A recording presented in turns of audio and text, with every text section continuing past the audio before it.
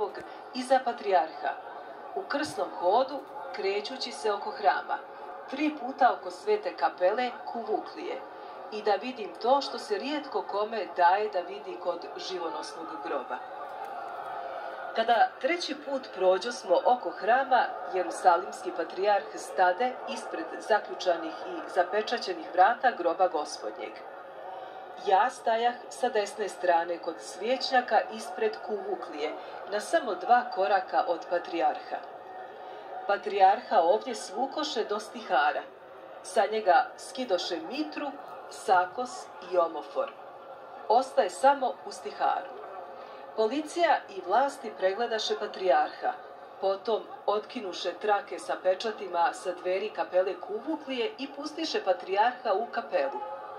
Zajedno sa grčkim patrijarhom pustiše i jermenskog patrijarha. Jermenski patrijarh nije učestvovao u krsnom hodu. On stajaše sa svojim narodom sa lijeve strane Kuvuklije. Kao što znamo, u kapeli postoje 2 odjeljenja, paraklis anđela i sam živonosni grob Gospodnji, pećina.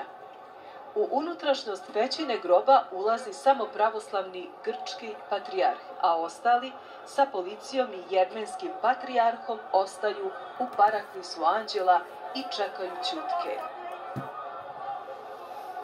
Dveri kapele se zatvoriše, svi zaćutaše i u cijelom hramu Vaskrsenja Hristovog zacari se grobna tišina.